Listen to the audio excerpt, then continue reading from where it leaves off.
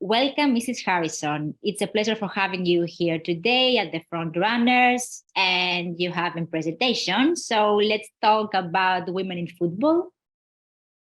Thank you so much for having me. I'm delighted to be here to share some elements of my journey as a leader in the football industry, but also to talk importantly about what we do as women in football across the world.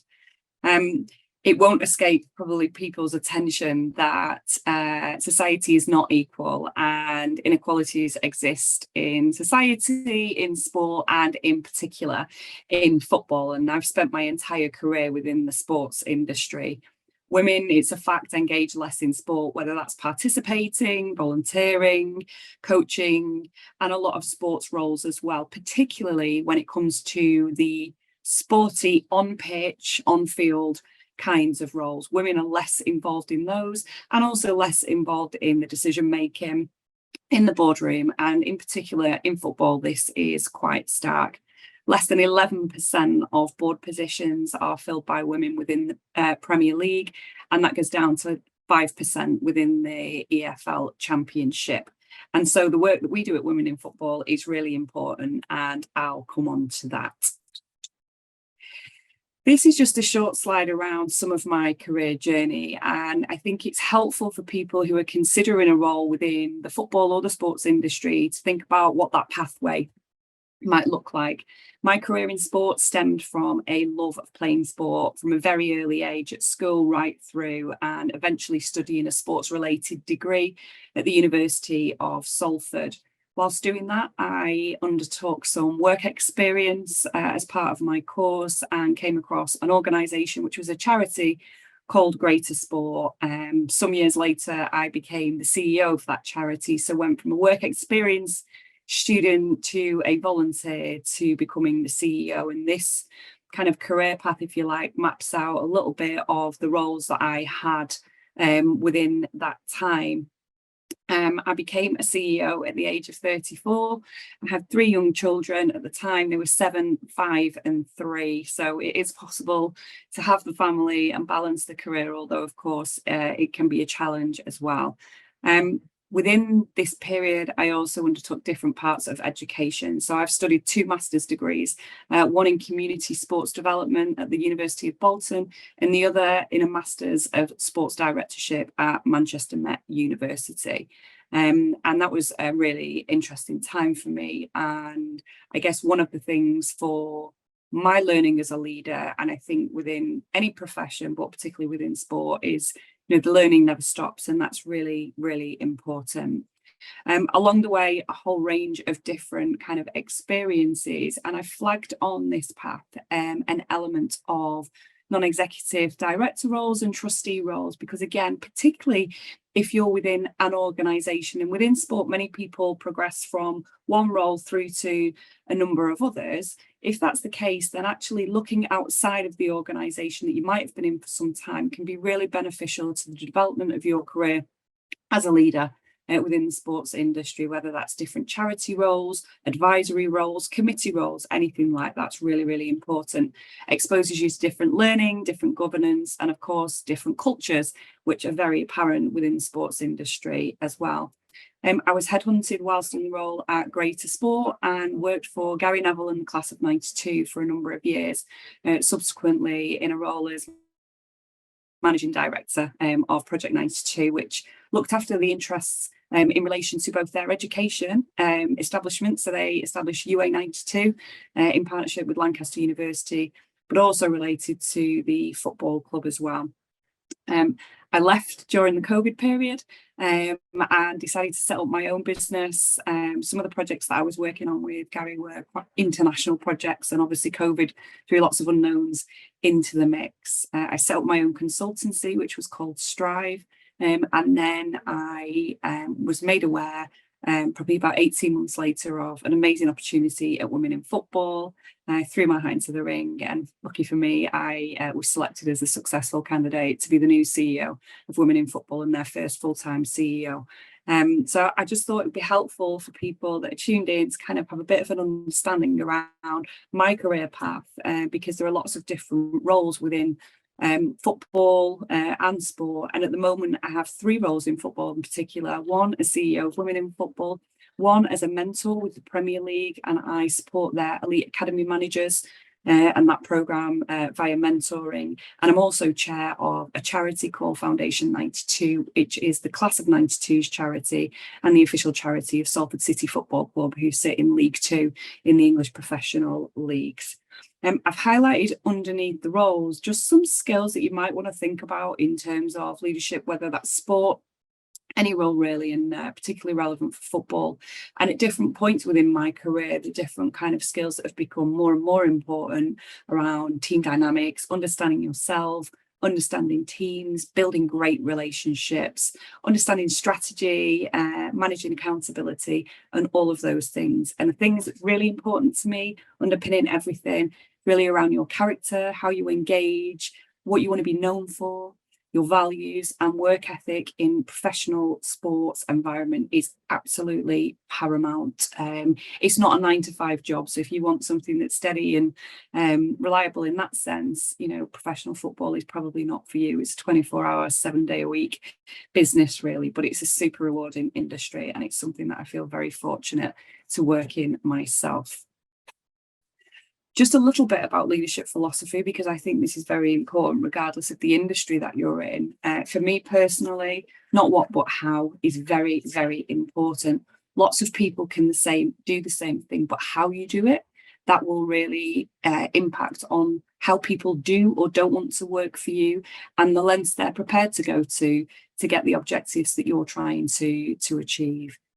For me, as a leader, people are everything. So people first, always. How much do you know yourself? How much do you understand and know your team? How much do you value getting to know your team? For me, team dynamic is everything. So I invest a lot of time in the people that I work with, both internally in an organisation, but also our external stakeholders. That's really, really very important to me. As I discussed before, learning, never stopping is something that's central to everything that I do. I'm always trying to develop myself, whether that's learning through observing other people. So if you aspire to have a career in professional football, look at people who do the role that you do and consider, how could I do that? What do they do really well that I like? And find a way to kind of adapt that for yourself. I think that's really important. For me, being better, doing better, and striving to develop myself and the people around me is really important. I would say that sport is a very small world, football even smaller. So how you treat people, how you develop, how you go that extra mile will definitely matter in your future career. So always think about that. And when you're in an organisation, treat people well. When you're leaving an organisation, also leave it really well. That's so important, because it's a very small world and people will pick up the phone to ask, what do you think about this person or that person? A little bit about women in football, because this is super important for the talk today. We're an organisation, for those that don't know, we're a membership organisation, we're a not-for-profit. We have over 8,000 individual members, and our membership is open to women, men and non-binary people. And that's really important. Anybody who is keen and willing to try to develop gender equality within the football industry, you're very welcome to be part of our community. You can join us as an individual, or you can join us as an organisation. And we have professional football clubs ranging from Brentford and Brighton, Manchester City, right through to organisations like law firms and other organisations like Sodexo Live, who support and develop the football industry as well. Our mission is to really raise the profile of women working in the industry. We do this in 3 key ways. One way we do that is to celebrate achievement. So to really highlight the fantastic women that exist in the industry and also the kinds of roles that they're doing. It's really important that you can see other people like you doing roles that you aspire to do, to know that there is a route for you within the industry. We also call out discrimination. That's really important. Sadly, and I'll come on to this, there is a lot of discrimination within the football industry, not only relating to gender, but race, background, sexuality. And so it's really important that we do that, but we do that in a way that's balanced, because we want to work with the industry, not against the industry, to create a change and make it a more inclusive environment.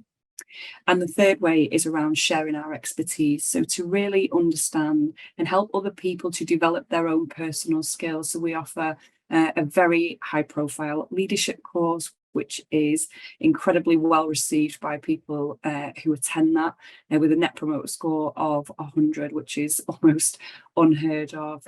We offer workshops to our corporate members, we offer consultancy and a whole range of opportunities for organisations that want to make a difference within the football industry. We can certainly help highlight some of the challenges that women in the football industry face, but also some of the opportunities in how we can create more inclusive environments.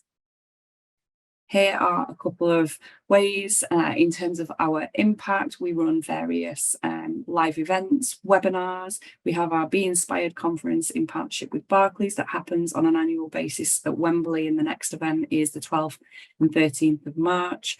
We have a whole range of different programs that we work with our sponsors on. So during the Women's Euros, as an example, we had a mentoring program. We had a coaching program where we were supporting women who wanted to become football coaches through their coaching pathway and with coach development. A whole range of organisations supporting women in football and the work that we do to help other women. So, for example, universities offering bursaries perhaps or scholarships to encourage more women to take part in their sports related or football related degrees, access to conferences and things like that. All really important and fairly straightforward things that people can do to help bring more women into the football industry. In terms of understanding what it feels like to be a female working in this industry, it's important to take a look at our latest survey results. We launched these back in the Women's World Cup, so around July time earlier this year. And this was the first time in 3 years that we've run the survey, and we have just under 10 years worth of data now. Some really interesting statistics I think you will find. So as women working in the football industry, our members said 82% of them experience discrimination in the workplace. And almost 1 in 2, so that's 47%, experience sexism in the workplace. Now, when we think about how much football has progressed as an industry and how much we've seen the growth of the women's game in particular over the last couple of years, 1 in 2 women experiencing sexism still feels like an awful lot. Now, we look at these results and we can interpret them in different ways. For example, that 82% of women experiencing discrimination, there may be more cases of discrimination, but we also know that more women are talking about the fact that certain behaviours are discrimination and recognising as that. And actually, that's a really positive thing for us at Women in Football to help support women have the confidence to be able to say, I'm not happy about this, this is not okay, and this is discrimination, we want to do something about it. Importantly, of the people who experienced discrimination, only 23% of that 82 felt that they could report it. And of those that did, the majority of people tell us they don't feel listened to, they don't necessarily feel that there's been any action as a result of that. And that's a real challenge for the industry in terms of its culture, the perception of it for women, thinking that is the football industry a place for me? Perhaps not. But we know it can be an unbelievable environment. And actually, some of the statistics that came out of our survey demonstrate that there is a real optimism around women working in the football industry, feeling that actually this is a place that I can work and this is a place where I can thrive. 89% of women feel optimistic about working in this industry. And there's also 67% of women who feel like, actually, this is an environment where I can excel. So there's lots of different layers to the Women in Football survey results, and you can obviously see some of those, and they'll be shared on this infographic. It's definitely worth taking a look at that. Some things are getting worse, much is getting better. One of the things that we really focus in, and it's very relevant to the next point that I'll make, is around how much women feel encouraged to forge kind of pathways to higher positions within the game. So we might have a lot of women coming into the industry, but the question is, how long do women stay in the industry? And to what level do women reach? So how many women are in C-suite positions or not? And how easy is that, particularly with how in certain aspects of the industry, you are able to take up one of those positions or go through a nominations process, which can be a real challenge. And we also know, and it's really important to know, that gender is not the only barrier that women face. So if you are a woman of colour, if you are a woman from an LGBTQ plus community, sometimes that's even harder, and it's another layer. If you are a female with a disability, as an example, these are all additional barriers that can make it a real challenge to try and be successful and thrive within the football industry. It won't escape people's attention that the Women's World Cup was an incredible thing. For those that watched it, it was just an unbelievable event, and we saw so many shock results of teams that maybe were considered, not favourites, doing super well against teams that were deemed to be really successful throughout the event. The final was an incredible final between Spain and England's Lionesses, and Spain won that event, and they played brilliantly and deservedly so. At the end of the event, when the medals were being presented, there was an incident involving the Spanish president, and that sparked outrage actually across the world in terms of men in positions of power and how it was perceived that liberties are taken sometimes in relation to that. We also had, during the Women's World Cup, Gianni Infantino talks about football is ready to listen. Women, tell us what it is we need to do, tell us what we need to stop doing, and the doors are open and we will be listening. And as a result of kind of the incident that happened with the Spanish president, the knock-on effect of that, the sheer defiance of somebody unwilling to acknowledge their behaviour was inappropriate, to apologise. We launched at Women in Football our Open Doors agenda, really believing that for football to change, it has to start at the top. And Open Doors agenda was a pledge to create that change and to really advocate that on a global stage. We recently had an event at the House of Lords in England to talk about this with colleagues from UEFA, from the European Clubs Association, from FIFPro, and our own chairperson, Ebru Koksal, hosting that. What we called for within the Open Doors agenda are 6 key points, which fall into 2 main themes. One is around representation and governance within decision-making bodies within the sporting and football infrastructure across the world. So we requested for 30% of women to be in those senior decision-making roles. We talked about the importance of independent non-executive directors, and we talked about transparency in terms of recruitment and also fixed term lengths of service. And these things are just good principles of excellent governance, and sport and football shouldn't be kind of aside from that. It should embrace principles of good governance. That's how you get better decision making. That's how you avoid groupthink, which was certainly something that appeared to be the case within the incident within Spain that was broadcast all over the media for many, many weeks. The other side of the Open Doors agenda is to look at policies and create the right culture to ensure that women in football, whether they play football professionally or work in the industry, are listened to, feel they can report instances where they are unhappy about the behaviour they are on the receiving end of, that there are pathways to report these things, and that there are clear policies and responsibilities, and ultimately that players' voices and workforce voices are heard within the mix of the instances that can happen. There are so many different opportunities to work within the football industry, whether that's on pitch, off pitch, in the boardroom, in commercial roles, HR, finance, governance, physios, the list is endless. And it's certainly an industry that I am thoroughly enjoying being a leader in, but it's also a very challenging industry, which is why it's so important that women in football do exist and that people can join our quest to make the football industry more inclusive and to ensure that women, who are half of the population of this world, are actually given and afforded the same opportunities to not only enter the workforce in football, but to thrive in that workforce through inclusive cultures that exist. Thank you very much.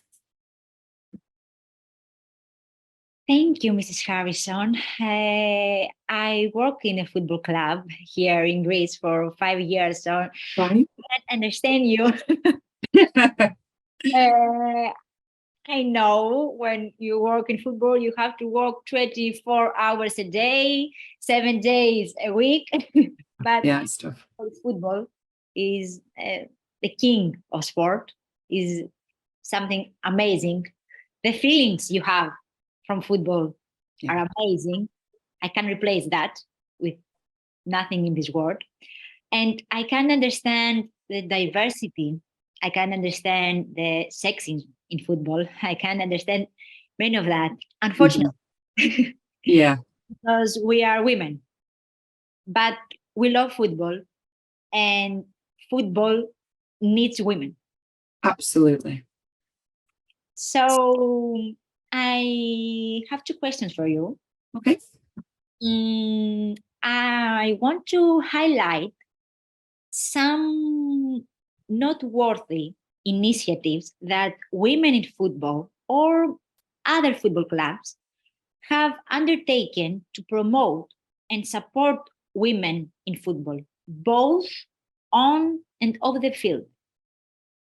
Yeah, great. So I guess there's a couple of things. The main thing that we hear the most amazing impact from is the Women in Football Leadership course, which is in partnership with Barclays, who are our lead partner. The leadership course is at two levels. One is probably promoted more for people who are in the earlier stages of their career, or people who've never particularly done a lot around their own leadership. And the second part of that is probably for people who've got a little bit more managerial experience, they've got line management responsibility, they're leading teams. And actually, the leadership course really takes people on a journey of some of the soft skills that you might want to develop, whether that's storytelling, the ability to influence, the ability to negotiate, to manage conflict, some of those kinds of things, but also creates a real sense of community. It's a quite small, tight-knit group, usually no more than 15 people from all different aspects of football. So we'll have people who work on social media, for example, or broadcasting within clubs. Will have people who work in commercial for agency that work with football players or particular clubs as sponsors and things like that, and people in HR roles, local county associations, etc. So a whole range of people. The leadership course is unbelievable, and the feedback that we have, and part of that is mentoring and coaching some of the people that attend the course. So if you do the whole 4 days, then on the back of that you receive some coaching sessions as well. So it really holds people to account that come, because they have all of this new learning and they're embracing that, and then equally they have formed very strong relationships with people they've only just met, really. So they've got that strong sense of community, and then they kind of want to leave and go, I can't just have this feeling here. I have to take that back to my own environment and make sure I can be part of the change. And that's where our corporate membership exists. So again, it's another program that we operate, but this is where clubs, organizations that support the football industry can get involved. So what we found was when people attended the leadership course, they were really motivated. Some of them then went back to their own organizations and were like, this is wasted because I can't do anything in here, because actually people aren't listening to me, my voice isn't being heard, and maybe the environment isn't so open to me because my job is this and I should stay doing that and not be seen and heard type thing. So our corporate membership is really trying to solve that side of the problem, which is these courses and feel motivated and inspired to kind of develop, they can actually go back.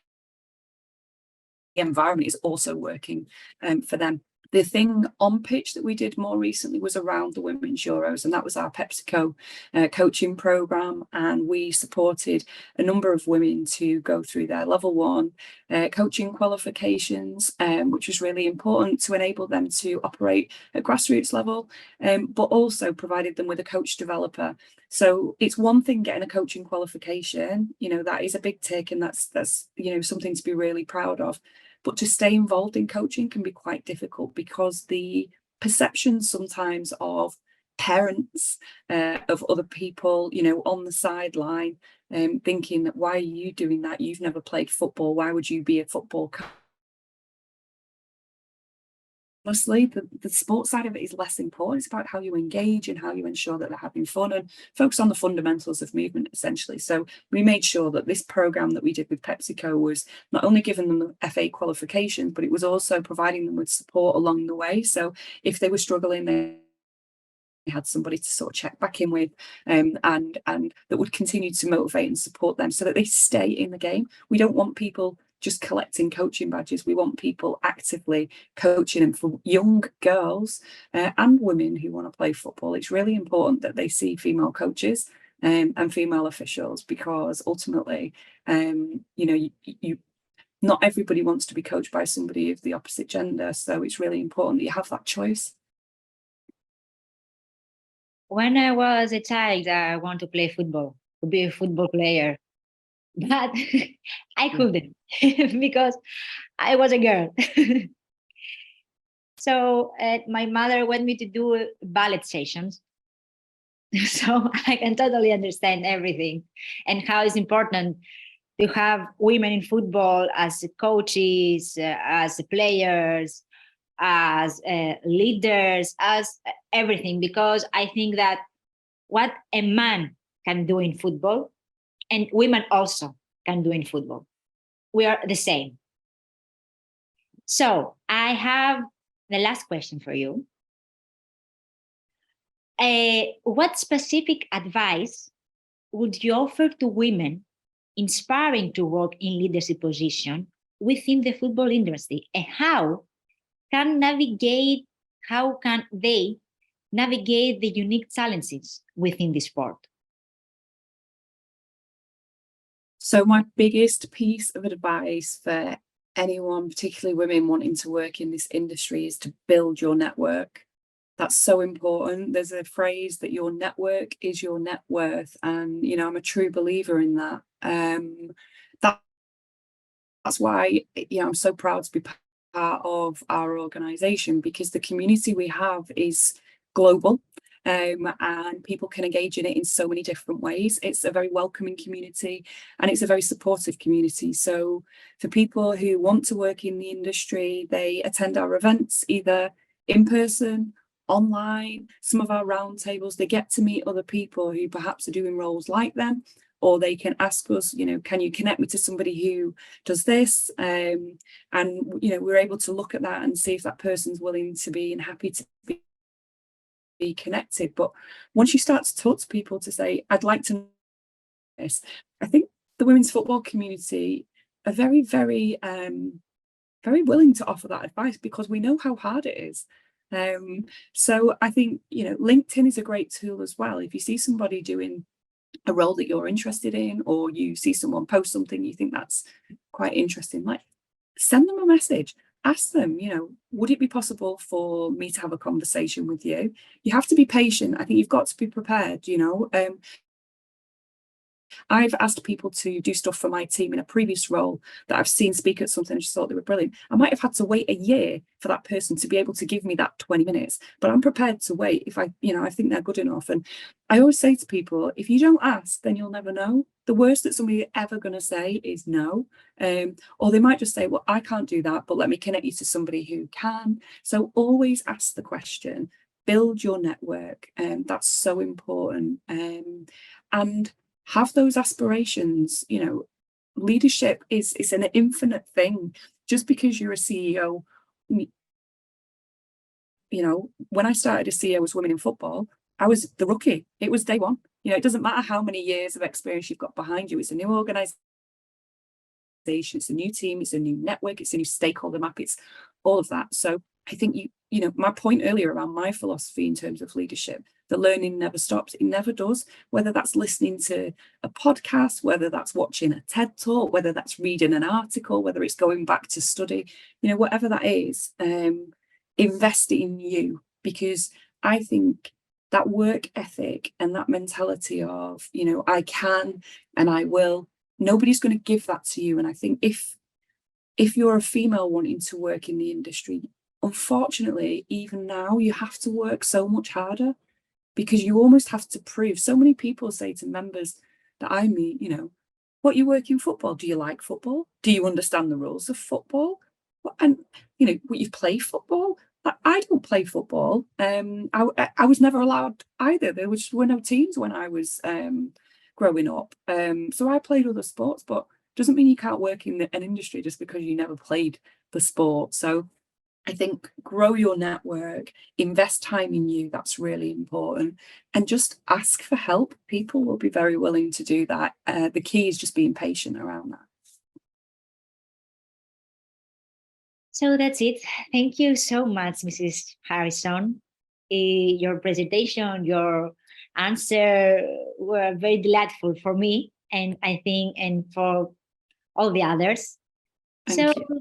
Thank you so much. And Greece is here. You can visit us anytime you want.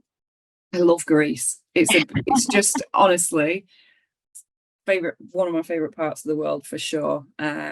Anyone that's watching this, please feel free to join our community. It's totally free, and we'd love to have you. Thank you very much. I will. Excellent. Nice to meet you, Christina. Nice to meet you too.